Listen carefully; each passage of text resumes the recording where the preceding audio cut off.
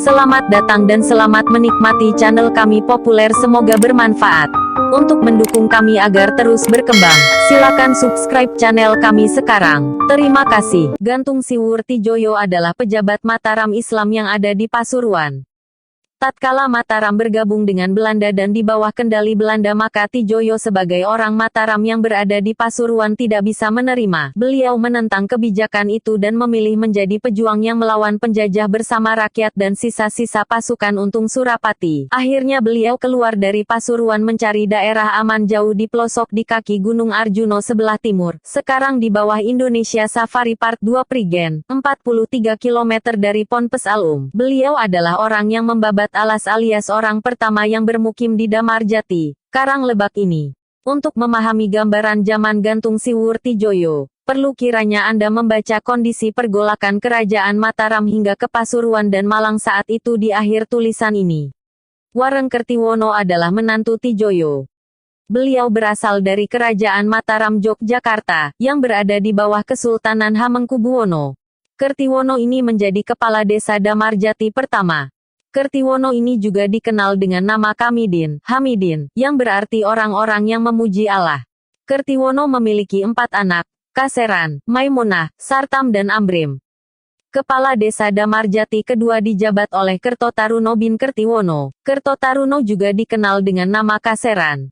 Kepala desa Damarjati ketiga adalah Asyari Harjo Sujono bin Kaseran, 1894-29 Mei Mataram Islam di zaman GANTUNGSIWURTIJOYO.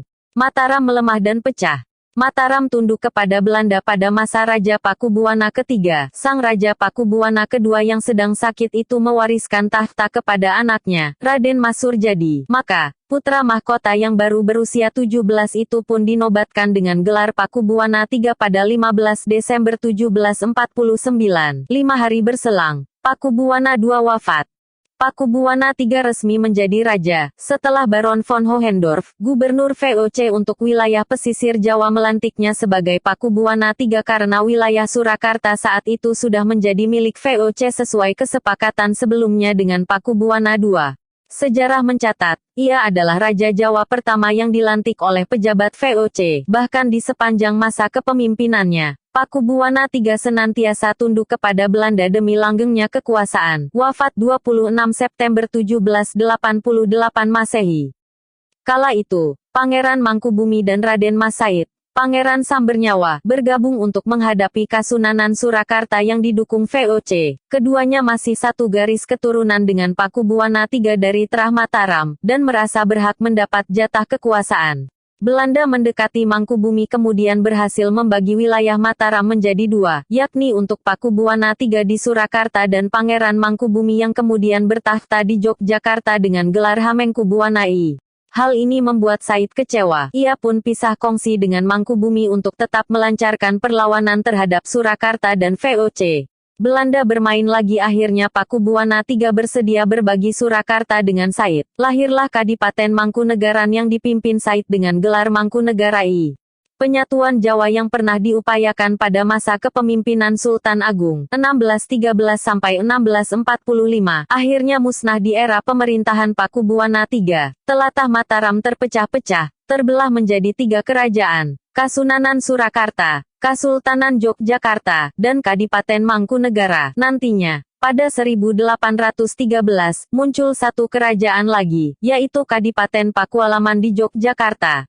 Penyerbuan VOC dan Pakubuwana III ke Pasuruan, Lumajang dan Pangeran Singosari di Malang. Aksi perlawanan atau pemberontakan yang masih mengusik kekuasaan Pakubuwana III di Surakarta itu digerakkan oleh pamannya, Pangeran Singosari, di Jawa bagian timur. Sebelumnya, Singosari sempat bergabung dengan Mangkubumi dan Said sebelum keduanya dirangkul Belanda. Singosari mendapat dukungan dari keturunan serta sisa-sisa pengikut Untung Surapati, Pasuruan, yang pernah melawan kekuasaan Mataram dan akhirnya tewas dalam perang kontra VOC pada 1706, zaman Pakubuwana II. Pakubuwana III sempat menawarkan perdamaian kepada Singosari, namun tawaran itu ditolak mentah-mentah. Maka, bergabunglah pasukan Surakarta dan Belanda untuk memburu Singosari beserta para pengikutnya di Jawa Timur. Operasi militer mulai dilakukan pada 1757. Pasukan gabungan Pakubuwana III dan VOC bergerak menuju ke timur. Mula-mula, pasukan ini melancarkan aksi pembersihan dari Pasuruan hingga Lumajang.